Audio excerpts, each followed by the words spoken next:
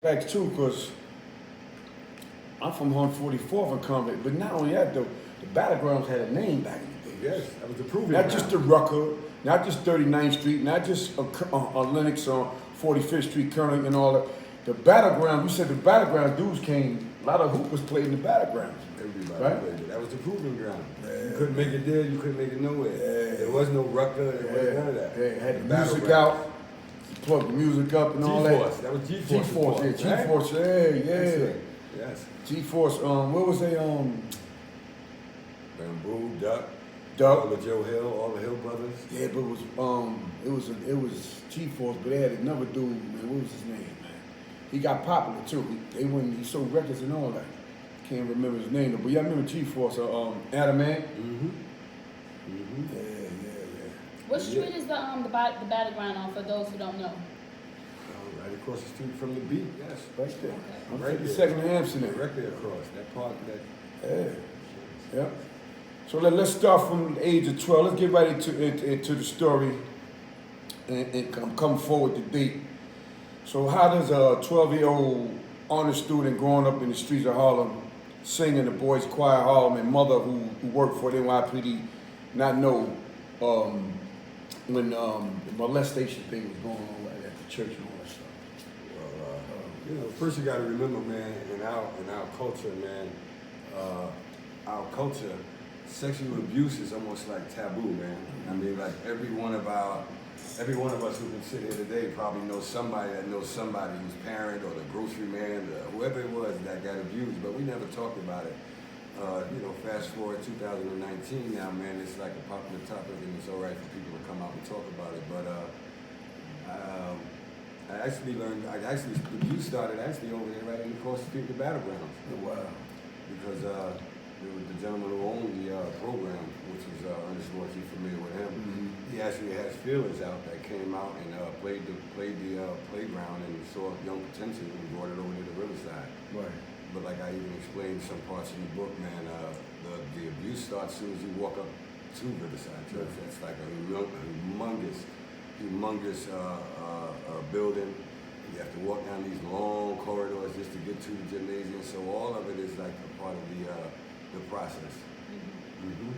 So before we get into the the abuse allegations and stuff, can you speak on, like you just said, now it's something that we talk about even more. Do you feel like it's kind of getting watered down because a lot of people are using it as a weapon, and people who are really being abused and people who really need to tell somebody, it's like now you got people looking at you like, I don't know. You feel like people are taking advantage of the fact that they're using it as a weapon against others? Well, I never, me myself, I never consider coming out about abuse a weapon. I think that we need people to come out to really get down to the core of people that are really abused or may have been abused. It took years and years and years of those allegations, man, for people to start coming out and feeling comfortable to actually talk about it. So me personally, like I said, I don't have an issue with the more of the people coming out.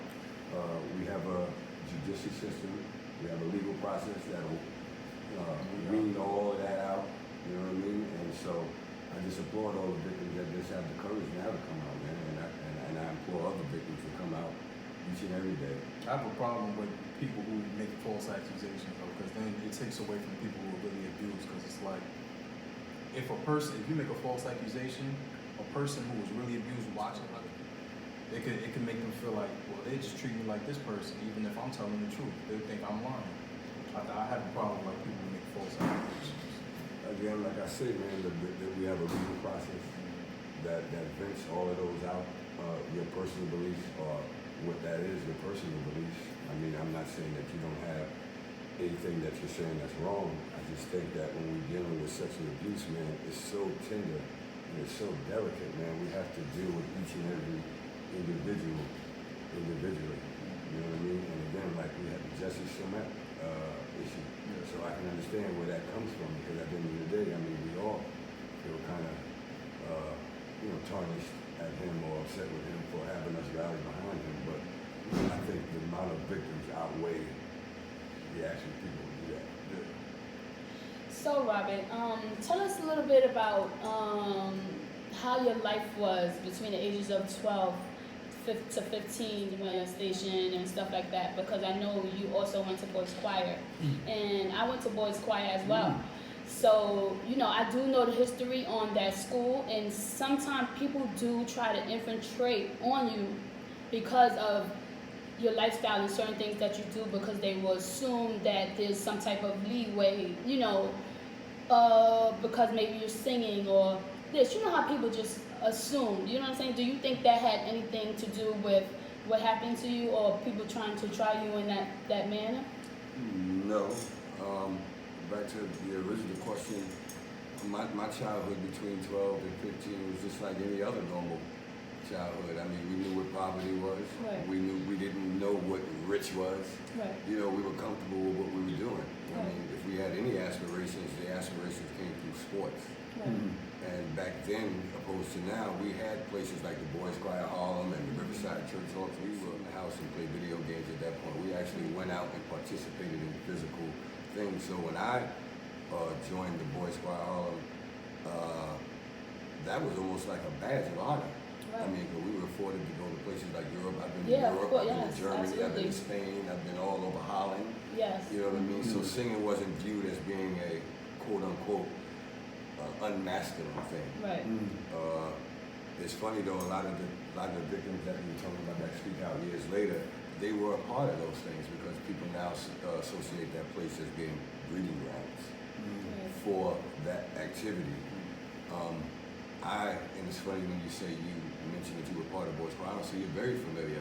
Yes, I with am. And what brought, you're very familiar with Frank Jones? yes, definitely Frank And Jones, Turnbull. Mr. Turnbull. You know, Right, like, right. and there was a special sound that they gave, and there was a lot of positive that came from the school, regardless. They tried to make people see, you know, 98% of the school, everyone went to college, like 98%. It's only like 2% who didn't go to college. You know, so I feel like that's major. And I know that we did experience a lot. We traveled, you know, I sang with Hillary Clinton, like a lot of different people we sang with. So I know your experience had to be like tremendously like just positive, because the boys was doing way more than the girls, you know, because the school was known for Boys Choir Harlem, you know. We was like a second edition afterwards, you know, it was something that they had did later on in the years, but I know like probably around your time they didn't have the girls as yet. No, Right. I actually was one of the original 20 first members of the Boys Choir Harlem. So you know Mr. Wright. Yes, everyone that was, Right. I'm all the way back as far as Mr. Turnbull's brother, Miss Fareed, Miss Anderson, Yes. and all of those type of people. So I just did an interview with Brian, you know, Brian really? Leach, Yes. just putting a Canon documentary on the Boys Choir Harlem. And it's so funny that you mentioned Frank Jones, because I used to stay over at Frank Jones' house. Frank Jones used to come to our house, Right. for parties on the weekends, and Frank Jones never one time.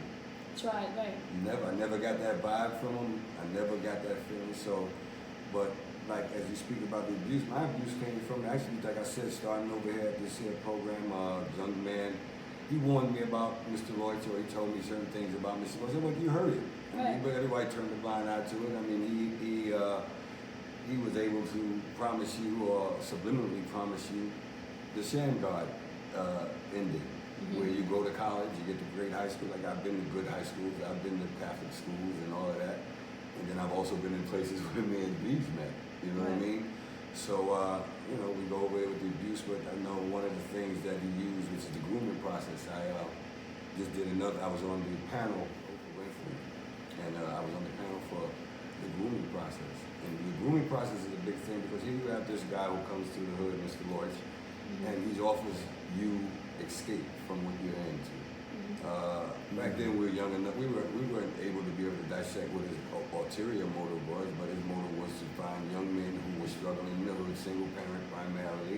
Right, to who had- manipulate. Right, who had tremendous talent. I mean, once you get over the Riverside, like I said, you walk up into the structure, you see all these big trophies, that's the lure. Like, man, you see all these big Olin Polynice and Mark Jackson and all those people your former guest was talking about. So that automatically says, that who is I want to be. I'm going to be there. And like in my book, or my slogan is, I knew it was wrong, but to be a Riverside Hawk, you know what I mean? That was almost like I was willing to sacrifice that trade to For the experience. to become that. You Right. know, like a lot of bad things happened to me at Riverside, but I can honestly say that some good things came out. It made me who I am today. Right. It made me a better person.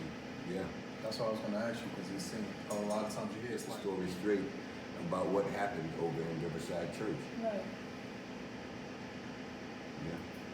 so do you feel like had the abuse not taken place, you would have stayed on the road and playing basketball, or, you know, you would have had a different type of future?